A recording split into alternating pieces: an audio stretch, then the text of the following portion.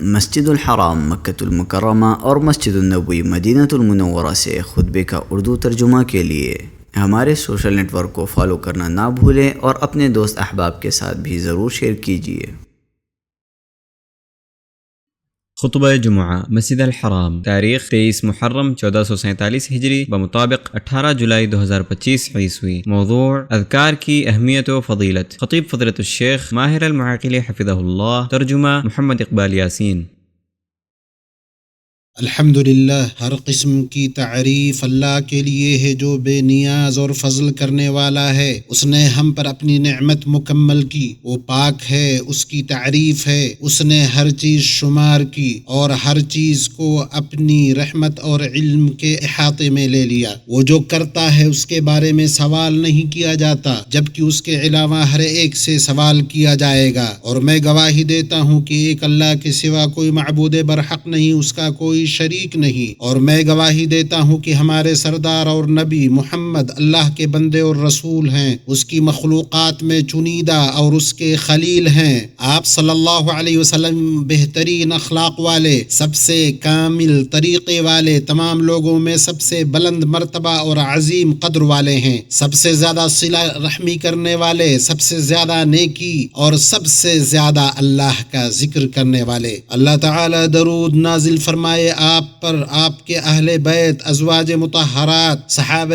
کرام، تابعین پر اور ان تمام لوگوں پر جو اچھے سے ان کی پیروی کریں اور بکثرت سلامتی نازل کرے۔ اما بعد، ایمان والو، میں خود کو اور آپ سب کو اللہ کے تقوی کی وصیت کرتا ہوں، اس لیے کہ ہمارا رب جس کی حکمت بلند ہے، اس نے اپنے بندوں کو یوں ہی بیکار پیدا نہیں کیا، بلکہ اس نے موت اور زندگی کو پیدا کیا تاکہ انہیں آزمائے کہ بہترین عمل والا کون ہے۔ لہٰذا اللہ کا تقوی اختیار کرو، اللہ آپ پر رحم کرے، اس سے ڈرو، اس کی رضا کے مطابق عمل کرو، جیسا کہ اللہ تعالی نے فرمایا، اے ایمان والو، اللہ سے ڈرو اور بات سیدھی کیا کرو، وہ تمہارے اعمال درست کر دے گا، تمہارے گناہ معاف کر دے گا، اور جو اللہ اور اس کے رسول کی اطاعت کرے تو یقیناً وہ بڑی کامیابی پا گیا۔ امت مسلمہ، اللہ تعالی نے انسان کو کمزور پیدا کیا ہے، کمزوری ہی اس کا آغاز اور وہی اس کا انجام ہے، جیسا کہ اللہ نے فرمایا، اللہ ہی ہے جس نے تمہیں کمزور حالت میں پیدا کیا، پھر اس کمزوری کے بعد طاقت عطا کی، پھر اس طاقت کے بعد کمزوری اور بڑھاپا دے دیا۔ وہ جو چاہتا ہے پیدا کرتا ہے، وہی خوب جاننے والا ہے، بڑی قدرت والا ہے۔ اور انسان اس دنیاوی زندگی میں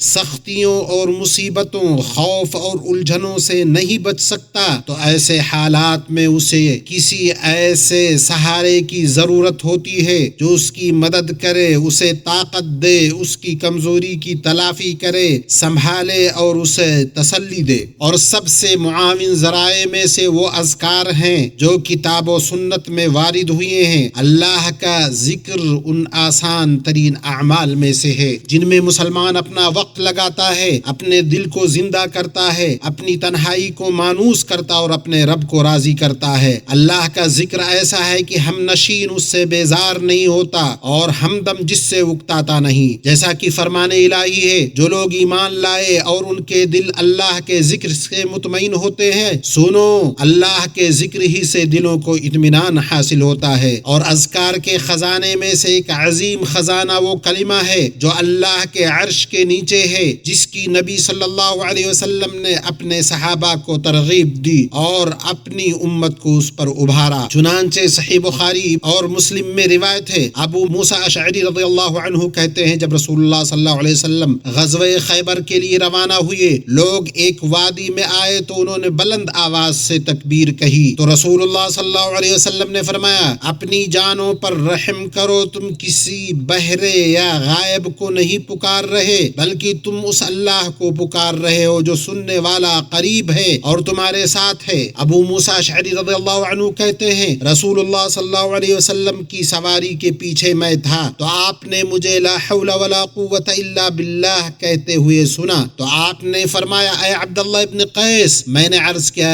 لبیک یا رسول اللہ۔ آپ نے کہا کیا تمہیں ایک ایسے کلمے کے بارے میں نہ بتاؤں جو جنت کے خزانوں میں سے ہے؟ میں نے عرض کیا کیوں نہیں اے اللہ کے رسول، میرے ماں باپ آپ پر قربان ہوں۔ آپ صلی اللہ علیہ وسلم نے فرمایا لا حول ولا قوت الا باللہ۔ اور جنت کے خزانوں میں سے خزانہ ہونے کا مطلب یہ ہے کہ اس کلمے کا اجر ایسا قیمتی خزانہ ہے جو جنت میں اس کا ورد کرنے والوں کے لیے سنبھال کر رکھا جاتا ہے جیسے دنیا میں قیمتی خزانہ محفوظ رکھا جاتا ہے۔ چنانچہ لا حول ولا قوت الا باللہ ایک مختصر کلمہ ہے مگر اس کے معانی بہت عظیم ہیں۔ اس میں توحید و تعظیم ہے، بلند و برتر رب پر توکل ہے جس سے حالات سنورتے ہیں اور بلند مقامات حاصل ہوتے ہیں۔ ایمانی بھائیوں، بندہ فرائض کی ادائیگی، ممنوعات سے پرہیز کرنے، تقدیر پر صبر کرنے میں اللہ کی مدد کا محتاج ہے، لہٰذا جو بندہ اچھے ڈھنگ سے مدد طلب کرے اللہ تعالیٰ اس کی مدد فرماتا ہے، اور یہی مفہوم ہے لا حول ولا قوت الا باللہ کہنے کا۔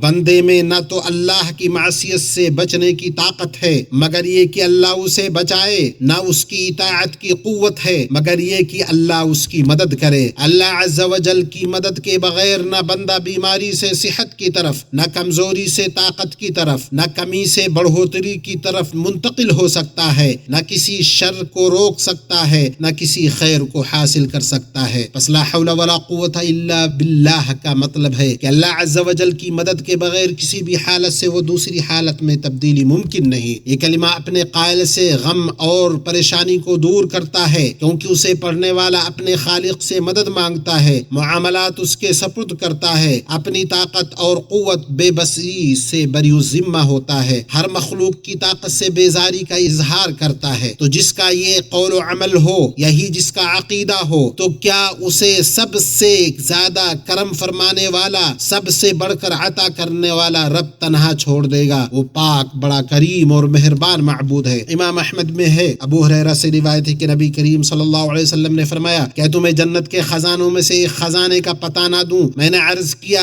ضرور اے اللہ کے رسول۔ آپ نے فرمایا لا حول ولا قوت الا باللہ۔ اس کے جواب میں اللہ فرماتا ہے میرا بندہ تابع فرمان ہوا، اس نے خود کو میرے سپرد کر دیا۔ امام ابن القیم رحم اللہ فرماتے ہیں جہاں تک لا حول ولا قوت الا باللہ کے اس مرض یعنی فکر و غم کو دور کرنے میں اثر کا تعلق ہے تو اس کے لیے اس میں مکمل سپردگی ہے، اللہ کے سوا ہر قسم کی طاقت و قوت سے دستبرداری ہے اور تمام امور کو اس کے حوالے کر دینا ہے، اس کے کسی بھی معاملے میں اس پر اعتراض سے کنارہ کشی ہے۔ اور یہ بات عام ہے ہر اس تبدیلی پر جو کسی حال سے دوسرے حال میں ہو، خواہ آسمانی دنیا میں ہو یا زمینی دنیا میں، اور اس تبدیلی پر قدرت، یہ سب کچھ اللہ کی طرف سے ہوتا ہے۔ پس کوئی چیز اس کلمے کا قائم مقام نہیں ہو سکتی۔ بعض آثار میں آیا ہے کہ کوئی فرشتہ آسمان سے نازل نہیں ہوتا اور نہ ہی اس کی طرف چڑھتا ہے مگر لا حول ولا قوت الا باللہ کے ساتھ، اور اس کلمے کا شیطان کو بھگانے میں عجیب اثر ہے اور اللہ ہی سے مدد کی طلب ہے۔ مومنوں، اللہ کے نبی صلی اللہ علیہ وسلم نے اپنی امت کو بکثرت لا حول ولا قوت الا باللہ پڑھنے کی نصیحت کی۔ اس کی جو فضیلتیں وارد ہوئی ان میں سے یہ گناہوں کی مغفرت اور خطاؤں کے مٹائے جانے کا سبب ہے۔ جس نے اسے اپنی موت کے وقت کہا اس کے لیے جہنم سے بچاؤ ہوگا۔ سنن ترمذی میں ہے آپ صلی اللہ علیہ وسلم نے فرمایا جس نے لا الہ الا اللہ واللہ اکبر کہا اس کے رب نے اس کی تصدیق کی اور کہا میرے سوا کوئی معبود نہیں اور میں سب سے بڑا ہوں۔ اور جب بندہ کہتا ہے لا الہ الا اللہ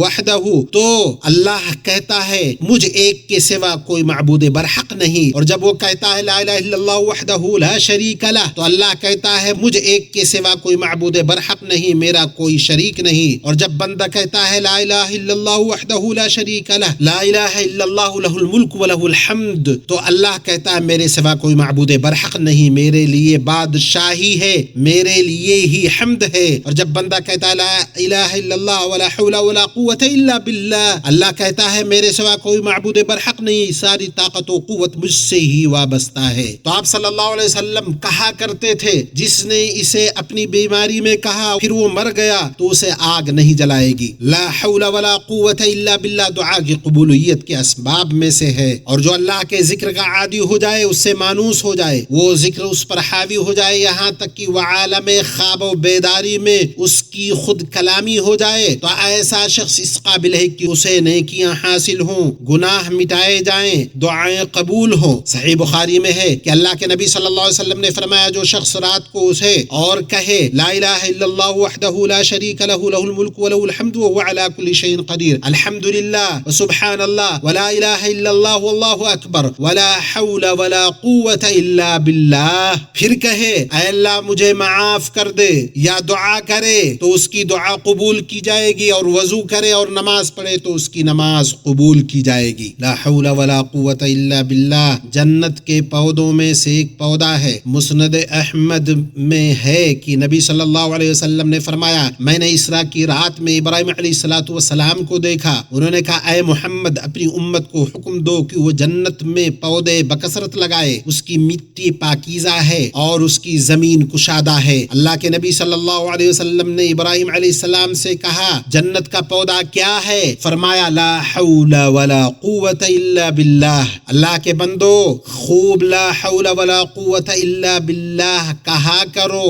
اس پر خود کی اور اپنے اہل و عیال کی تربیت کرو۔ جس نے لا حول ولا قوت الا باللہ کہا کامیاب ہوا، جس نے اس پر غور کیا فائز المرام ہوا، جس نے اس پر ہمیشگی برتی وہ قیامت کے دن نجات پا گیا۔ یہ اللہ کے نزدیک پسندیدہ ترین کلمات اور باقی رہنے والی نیکیوں میں سے ہے۔ مسند امام احمد میں ہے کہ عثمان ابن عفان رضی اللہ عنہ سے باقیات صالحات یعنی باقی رہنے والی نیکیوں کے بارے میں پوچھا گیا تو انہوں نے کہا یہ ہے لا الہ الا اللہ سبحان اللہ والحمد للہ واللہ اکبر ولا حول ولا قوت الا باللہ۔ اور اللہ کا فرمان ہے ہاں البتہ باقی رہنے والی نیکیاں تیرے رب کے نزدیک ثواب اور اچھی توقع کے اعتبار سے بہتر ہیں۔ اللہ مجھے اور تمہیں قرآن کریم کی برکتوں سے نوازے، مجھے اور تمہیں آیات اور ذکر حکیم سے فائدہ پہنچائے۔ وہ اللہ بہت عطا کرنے والا، کریم، معاف کرنے والا ہے، مہربان و رحیم ہے، تم اس سے مغفرت طلب کرو، بلا شبہ وہ بڑا بخشنے والا ہے۔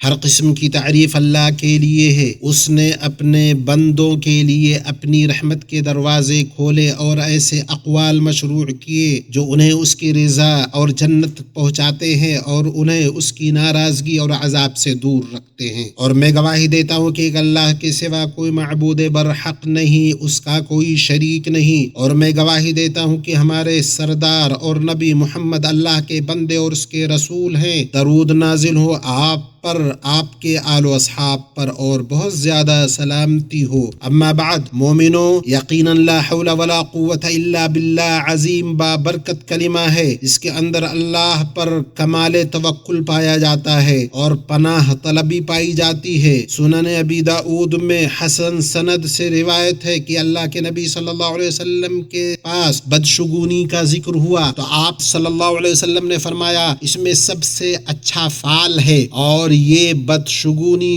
کسی مسلمان کو کسی کام سے نہ روکے۔ جب تم میں سے کوئی ایسی چیز دیکھے جو اسے ناپسند ہو تو کہے اے اللہ تیرے سوا کوئی کسی طرح کی کوئی بھلائی نہیں لا سکتا، اور تیرے سوا کوئی کسی برائی کو روک نہیں سکتا۔ برائی کا دور ہونا، بھلائی کا حاصل ہونا تیری مدد ہی سے ممکن ہے۔ اور جو اپنے گھر سے کسی دینی یا دنیاوی کام کے لیے نکلے تو اس کے لیے مشروع ہے کہ وہ اپنے رب کی پناہ لے اور کہے بسم اللہ توکلت علی اللہ لا حول ولا قوت الا باللہ۔ جب وہ یہ کہتا ہے تو اس سے کہا جاتا ہے تجھے ہدایت دی گئی، تیری حفاظت کی گئی، تجھے بچا لیا گیا۔ شیطان اس سے دور ہو جاتا ہے۔ دوسرا شیطان اس سے کہتا ہے تمہارا ایک ایسے آدمی پر بس کیسے چل سکتا ہے جسے ہدایت دی گئی، جس کی حفاظت کی گئی، جسے بچایا گیا۔ اسے ابو داؤد نے صحیح سند سے روایت کیا ہے۔ کلمہ لا حول ولا قوت الا باللہ مدد طلب کرنے کے لیے ہے. اسی لیے ہمارے لیے مشروع کیا گیا کہ جب مؤذن حی علی الصلاح حی علی الفلاح کہے تو ہم کہیں لا حول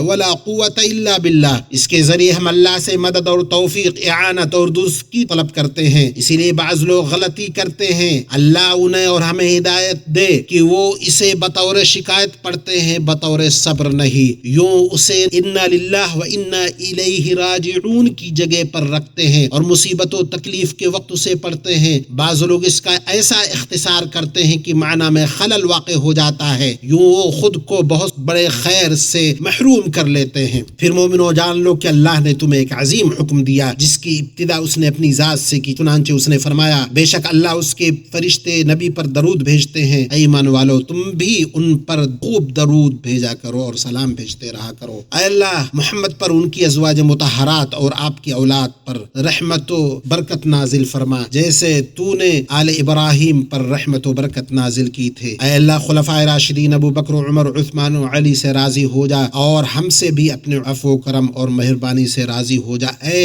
ارحم الراحمین. اے اللہ اسلام اور مسلمانوں کو غلبہ عطا فرما، اس ملک اور تمام مسلم ممالک کو امن، اطمینان، خوشحالی اور فراوانی والا بنا دے. اے اللہ ہمیں ہمارے ملکوں میں امن و امان عطا فرما، ہمارے حکمرانوں اور قائدین کی اصلاح فرما، ہمارے سربراہان کی حفاظت فرما. اے اللہ ہمارے امام خادم حرمین شریفین اور ان کے ولی عہد کو ان تمام امور کی توفیق دے جو اسلام کے غلبہ، مسلمانوں کی اصلاح اور ملک و ملت کی بھلائی پر مشتمل ہو. اے اللہ تمام مسلمان حکمرانوں کو ان باتوں کی توفیق دے جنہیں تو پسند کرتا ہے، جن سے تو راضی ہو. اے اللہ ہمارے دین، ہماری قیادت کی حفاظت فرما. اے اللہ اے زندہ اور قائم ذات، ہم تیری رحمت سے مدد چاہتے ہیں، تمام امور کی اصلاح فرما اور ہمیں ایک لمحے کے لیے بھی ہمارے نفس کے حوالے نہ کر. اے اللہ مسلمانوں کے غم زدوں کی غم دور کر، مصیبت زدہ لوگوں کی مصیبتیں ختم کر. اے اللہ ہم تیری پناہ چاہتے تیری نعمت کے چھن جانے سے، تیری عافیت کے بدل جانے سے، تیرے اچانک عذاب سے اور تیری ہر طرح کی ناراضگی سے. سبحان ربک رب العزت عما یصفون وسلام علی المرسلین والحمد للہ رب العالمین.